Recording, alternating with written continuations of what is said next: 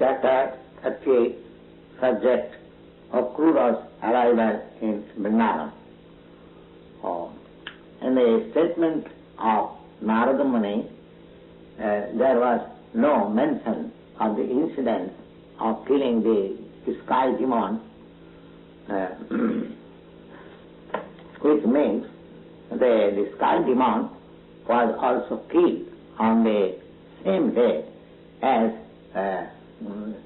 that of the Keśī demon. The Keśī demon was killed in the morning, and after that they went for tending the cows on the hill of Govardhana, and there the sky demon was also killed. And it is suggested that in the morning the killing business of these two demons was finished, and the evening, as Akrūra was requested by Kaṁsa, he arrived in Vrindavana. Akrūra, after receiving instructions from Kaṁsa, lived that night in Mathura, and next morning he started on the chariot for Vrindavana, the place of Nanda Maharaj. Akrūra himself was a great devotee of the Lord. Therefore, while starting for Vrindavana, he began to pray to the Lord as follows. As devotees are always absorbed in the thought of Kṛṣṇa, similarly, Akrūra also constantly thinking of the face of Lord Kṛṣṇa with his lotus eyes. He began to think within himself that he did not know what sort of pious activities he might have done previously, or what sort of penance austerities he might have executed previously, so that he was going to see Kṛṣṇa and Balarāma in Vrindavana on that day. As pure Vaiṣṇava always thinks unfit for the service of Kṛṣṇa, similarly Akrūra also began to think within himself that he was unfit for such transcendental opportunity of seeing the Supreme Personality of Godhead. Exactly, a materialistic person is unfit for understanding the science of God, or the śūdra, or the fourth class human being is unable to enter into the studies of the Vedas. Akrūra also began to think that by the grace of Kṛṣṇa everything is possible. If he likes, I may be able to see him exactly like a small piece of grass, although floating in the waves of the river. By chance may come near the shore, and thereby it is protected. Similarly, a conditioned soul carried away by the waves of material existence may sometimes be saved by the grace of Kṛṣṇa. So Akrūra thought that if Kṛṣṇa liked, he would be able to see him. Thus, Akrūra began to feel himself too much fortunate that he was going to see Kṛṣṇa, who is to be seen by great mystic yogīs, but still by his grace Akruras himself was going to see him. He was confident, therefore, that on that day all his sinful reaction of past life will be finished, and his fortunate human form of life will be successful. Akrūra continued to think that he was very much favored by Kaṁsa, that he sent him to bring Kṛṣṇa and Balarāma to Mathura And in this connection, it will be a great opportunity for him to see the Lord. Akruras continued to think that formerly great sages and saintly persons were liberated from this material world simply by experiencing the vision of the shining on the nails of the lotus feet of Kṛṣṇa. That Supreme Personality of Godhead has now advented himself just like ordinary human being, and it is my great fortune that I will be able to see him face to face. Akrūra continued to think that he would be able to see the same lotus feet of Kṛṣṇa, which is worshipped by great demigods like Brahma and Nārada, Lord Shiva, and the lotus feet which traverse over the ground of the Vrindavana, and the lotus feet which is put on the breast of the gopis to be collared with the tinges of kumkum. He thought himself so much fortunate that he would be able to see that very lotus feet on that day. Buddha further began to speculate as follows. Certainly, I shall be able to see the beautiful face of Kṛṣṇa, which is spotted with tilak all over the forehead, and his sharp nose, as well as his smiling face, and decorated with curling hairs, black hairs. And I can be sure of this opportunity because practically I see that the deers are passing on my right side. It will be possible for me to see today actually what is the beauty of the spiritual kingdom of Vishnu-loka, because Kṛṣṇa is the Supreme Vishnu, and he has absented himself out of his own good will, and he is the reservoir of all beauty.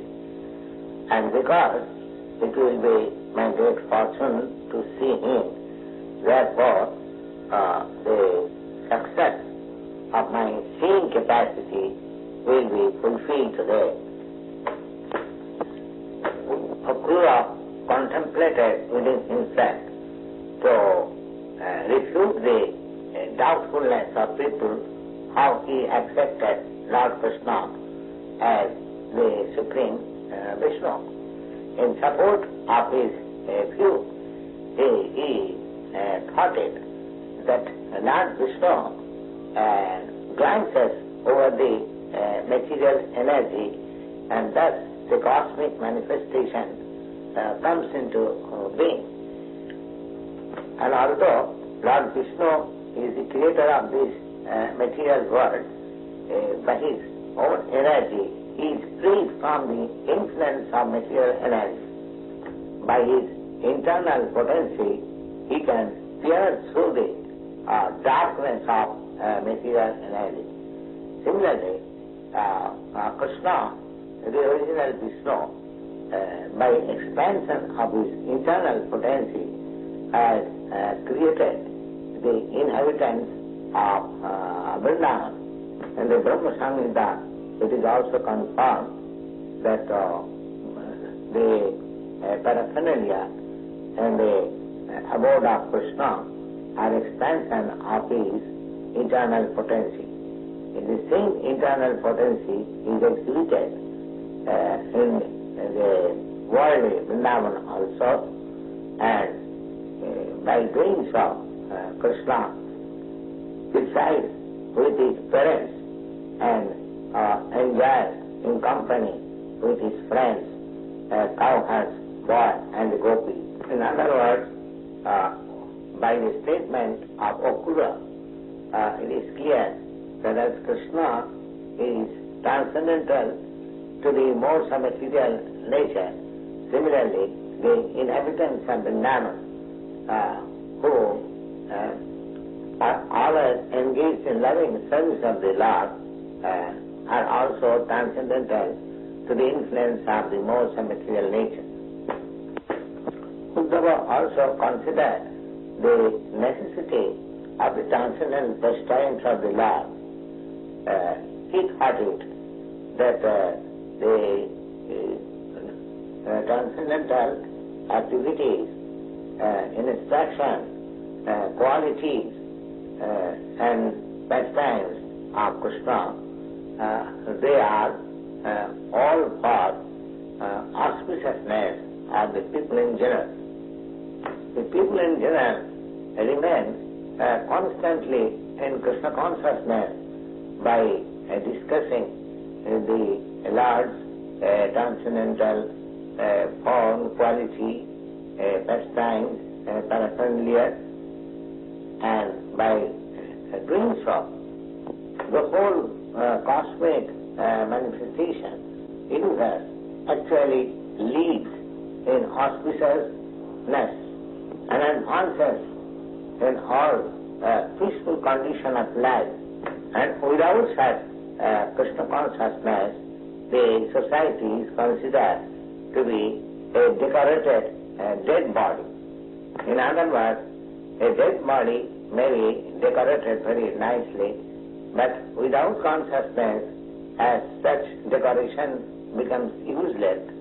Similarly, in the human society, without Kṛṣṇa consciousness, everything is useless, and without any life. That Supreme Personality of Godhead, Kṛṣṇa, has now appeared as one of the descendants of the Juru dynasty. Principles of religiosity he's enacted laws, and those who are abiding by such laws are the demigods, and those who are not abiding by such laws are demons. So he has accented himself to give protection to the demigods who are very much obedient to the laws of the Supreme Lord. The demigods and the devotees of the Lord take pleasure in abiding by the laws of Kṛṣṇa, and Kṛṣṇa also takes pleasure in giving them all sorts of protection. These activities of Kṛṣṇa, namely giving protection to the devotees and killing the demons, as it is confirmed in the Bhagavad Gita, such narration will always be auspicious to the human society, to hear them and to narrate them and from. And such glorious activities of the Lord will ever increasingly be chanted by the devotees and the demigods. Kṛṣṇa, the Supreme Personality of Godhead, is a spiritual master of all spiritual masters. He is the deliverer of all fallen souls. He is the proprietor of the three worlds. Anyone who is able to see him by the eyes smeared with love of Godhead actually performs the ceremony of observation. So today I shall be able to see the Supreme Personality of Godhead, who by his transcendental beauty has attracted the goddess of fortune to live with him perpetually. As soon as I shall arrive in Vrindavana, immediately I shall get down from the chariot and fall prostrate to offer my obeisances to the Supreme Lord, the Master of the material nature and the living entities. The lotus feet of Kṛṣṇa is always worshipped by great mystic yogīs.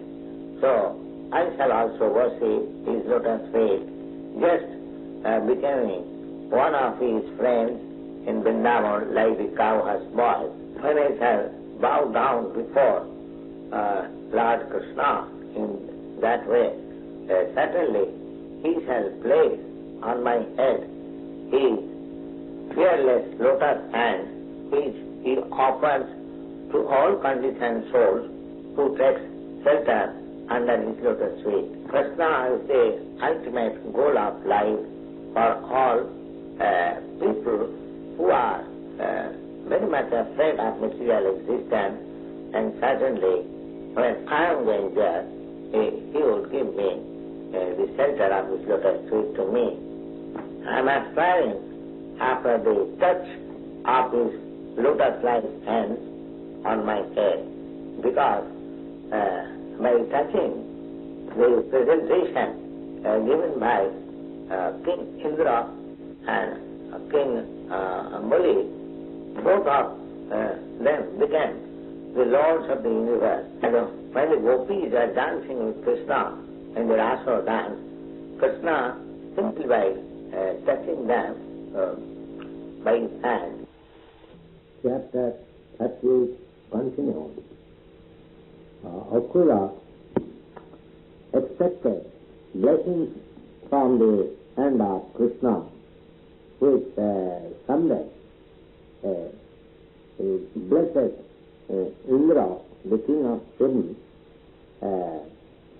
for becoming the master of the three worlds, namely the upper planetary system, the middle planetary system, and the lower planetary system, simply by offering a little water, which was accepted by Kṛṣṇa.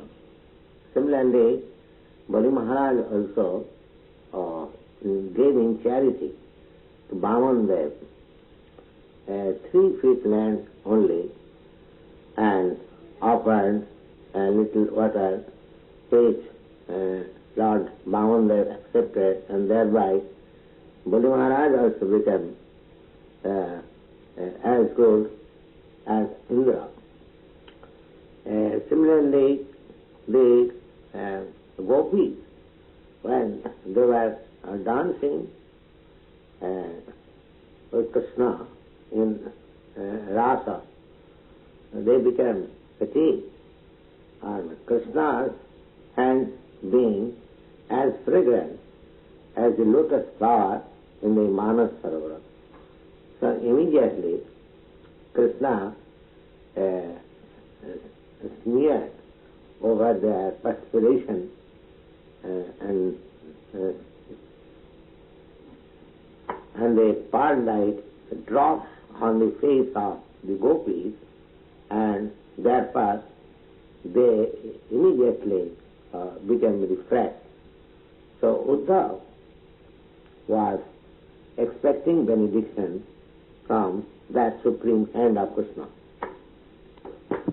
In other words, Kṛṣṇa's hand is capable of bestowing benedictions to all kinds of men if they take to Kṛṣṇa consciousness. If somebody wants material happiness like the king of heaven, he can also derive benediction from the hand of Kṛṣṇa. If anyone wants liberation from the pangs of material existence, he can also have benediction from the hands of Kṛṣṇa. And if anyone in pure transcendental love for Kṛṣṇa wants personal association and touch of his transcendental body, he can also have the benediction from his hand. Akrūra, however, was afraid of his being deputed by Kaṁsa, the enemy of Kṛṣṇa. He therefore thought that he was going to see Kṛṣṇa as a messenger of the enemy, but at the same time he hoped that Kṛṣṇa lives in everyone's heart as a super soul. So he must know actually the heart of Akrūra. Although he was representative of the enemy of Kṛṣṇa, his heart was clear. He was pure devotee of Kṛṣṇa. He took the chance of Kaṁsa's deputation to meet Kṛṣṇa. Therefore, he became sure and certain that although he was going as a representative of the Kaṁsa, he would not accept him as on the same level of enemy. Even though I have got some sinful intention on account of being deputed by Kaṁsa, still when I approach the Supreme Personality of Godhead, I shall stand before him with all humbleness and folded hands, and at that time he must be pleased on my devotional attitude and may smilingly look upon me, and thereby I shall be freed from all kinds of sinful reaction. And certainly at that time I shall be on the platform of transcendental bliss and knowledge. As Kṛṣṇa knows my heart, certainly when I approach him, he will embrace me with his long hand, because I am not only his one of the members of the family, Jagdayanisti, but I am his relative and unallied pure devotee. And by his merciful embracing, surely my body, mind and soul will be immediately purified. And being purified by his touch, I shall be completely uncontaminated from the action and reaction of my past life. In this way, when there will be touching of our bodies, I will immediately stand up with folded hands with all humility.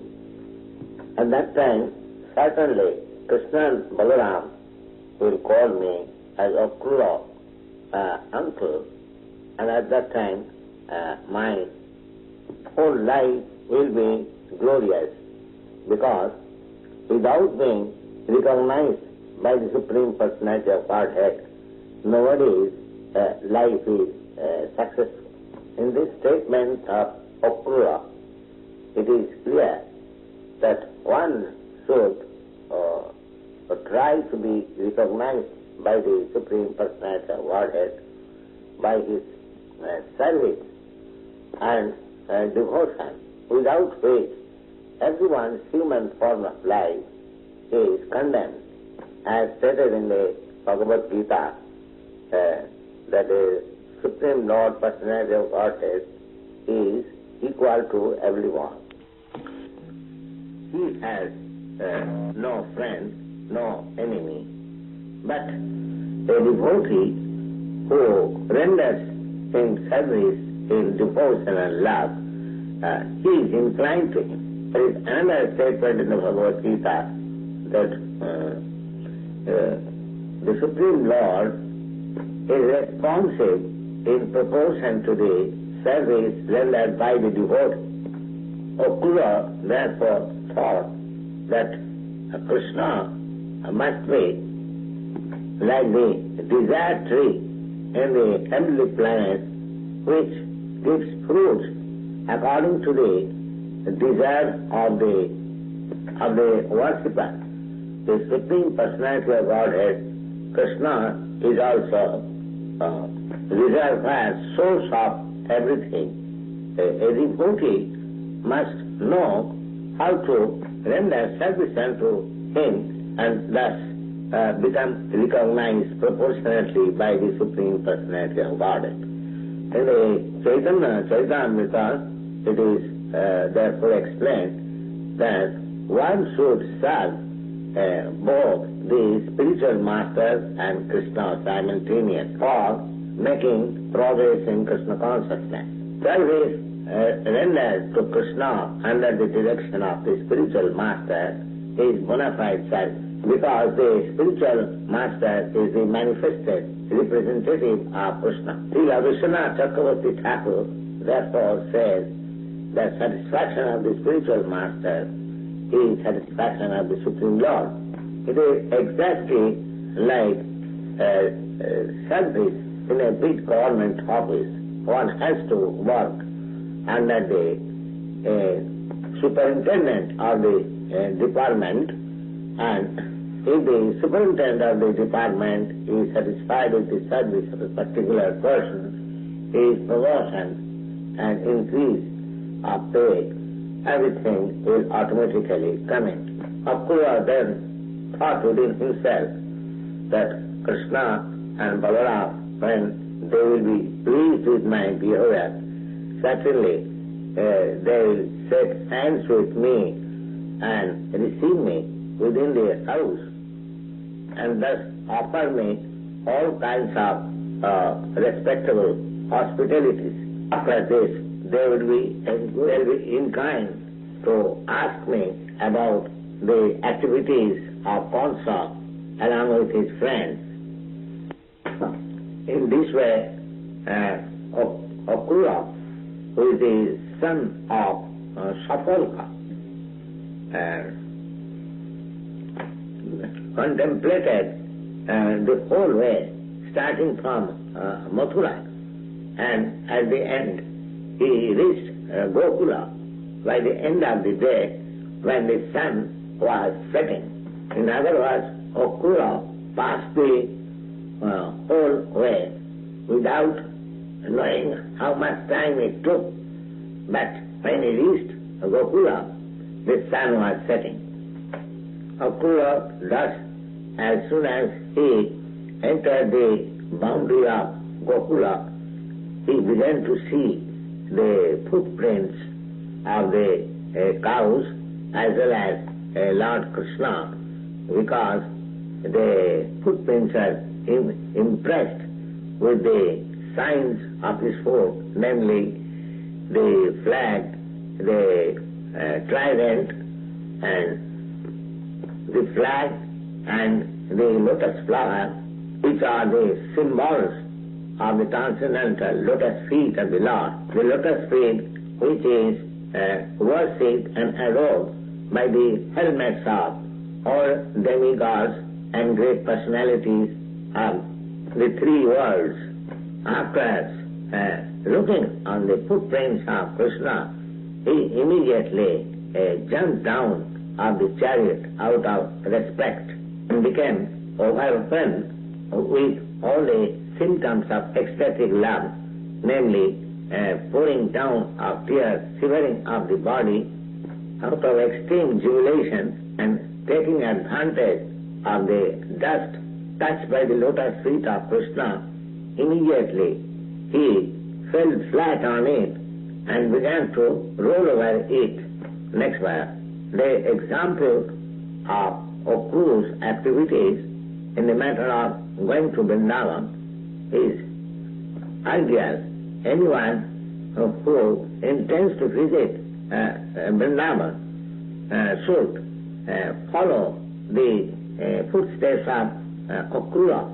That means on the way to Vrindavana, one should always think of the transcendental pastimes and activities of the Lord, and as soon as one reaches the boundary of Vrindavana, he should immediately smear over his body the dust of Vrindavana without any thought of his material position and prestige. Srila Narottam Thakur therefore sung in his celebrated song, Vishaya Chariya Kabe Shuddha Vimon. When my mind will be purified after giving up the contamination of material sense enjoyment, at that time I shall be able to visit Vrindavana. Actually, one cannot go to Vrindavana by purchasing some transport ticket. Actually, this is the process of going to Vrindavana as actually shown by Akrūra in his activities. Next paragraph. Thus Akrūra reached Vrindavana and saw Kṛṣṇa and Balarāma engaged in the matter of supervising milking of the cows. He saw Kṛṣṇa was dressed in yellow garments and Balarāma was dressed in bluish garments. And Akrūra also saw their eyes were exactly like the lotus flower grown beautifully during the autumn season.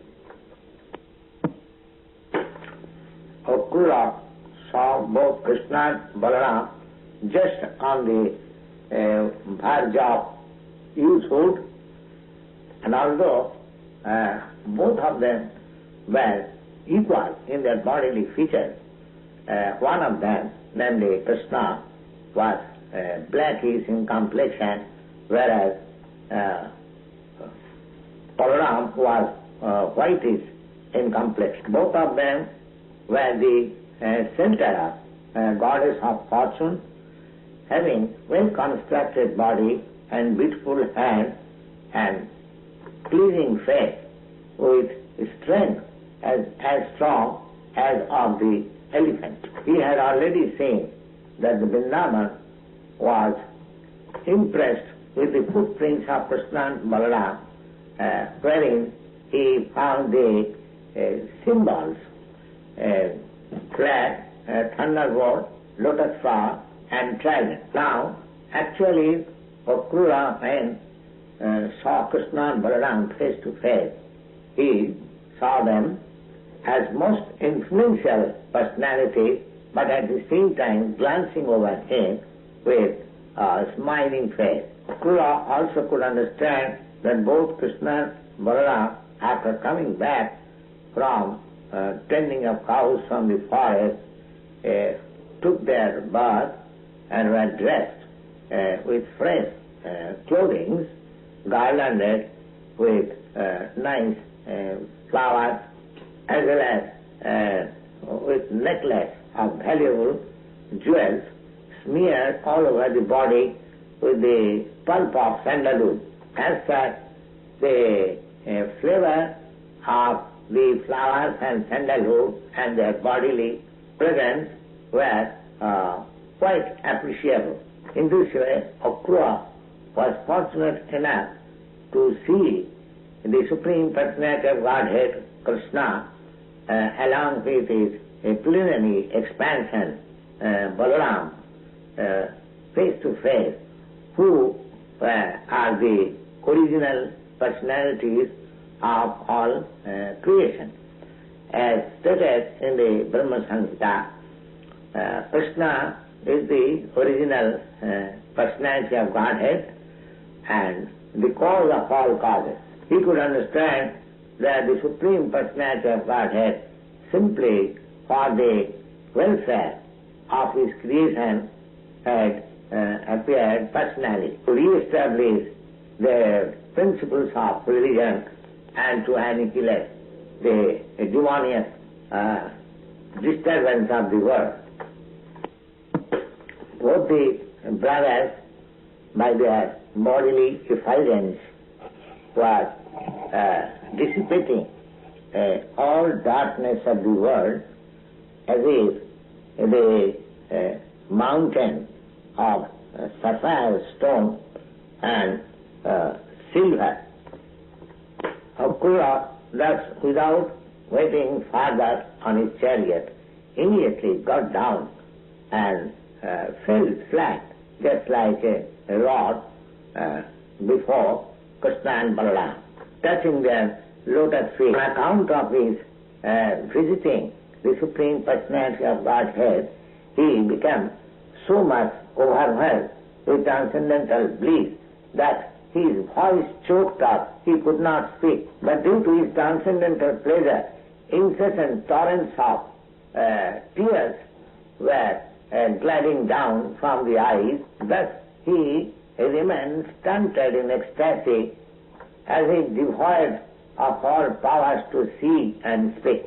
Lord Kṛṣṇa immediately, as he is usually very kind upon his devotee, raised Akrūra by his hand and embraced him. It appears that Lord Kṛṣṇa was very, very pleased on Akrūra. After this, Balarāma also embraced Akrūra and catching his hand to hand, both Kṛṣṇa and Balarāma received him and brought him within their sitting room. In this way, both Kṛṣṇa and Balarāma welcomed Akrūra, offered him a very nice sitting place, and offered also water for washing his feet, and worshipped him with suitable presentation of honey and other ingredients. When Arjuna was thus comfortably seated, both Kṛṣṇa and Balarāma offered him a cow in a charity, and after this he brought many palatable dishes of eatables, and Akrūra also accepted them. When Akrūra finished his eating, immediately Balarāma greeted him with betel nuts and spices, as well as a pulp of sandalwood, just to make him further pleased and comfortably seated. The Vedic system of receiving a guest was completely observed by Lord Kṛṣṇa himself to teach all others how to receive a guest at home. It is Vedic injunction that even a guest is an enemy, he should be received so well that he could not apprehend any kind of danger from the host. If the host is a poor man, he should at least offer a straw as the sitting place and a glass of water to drink. Thus Kṛṣṇa and Balarāma welcome Akrūra, just befitting his exalted position. When Akrūra was thus properly received and seated, at that time Nanda Maharaj, the foster father of Kṛṣṇa, inquired from him, "My dear Akrūra, what shall I inquire from you?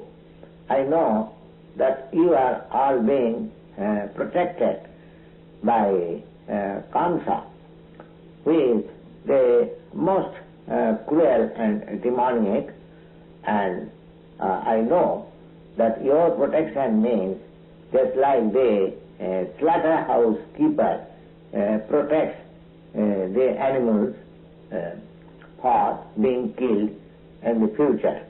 I know Kaṁsa is so selfish that he has killed the sons of his own sister, and how I can expect a good protection from him of the citizens of Mathura?"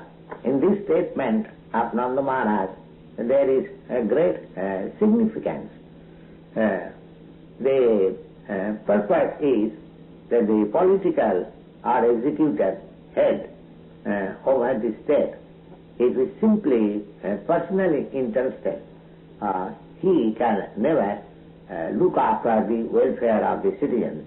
In this way, when Nanda Maharaj was talking with Akrūra in great pleasing words, at that time Akrūra forgot all the fatigue of his coming from Mathura to Vrindavana the whole day. Next verse, that ends Srimad Vedanta purpose of the 38th chapter, Kṛṣṇa in the matter of Akrūra's arrival in Vrindavana.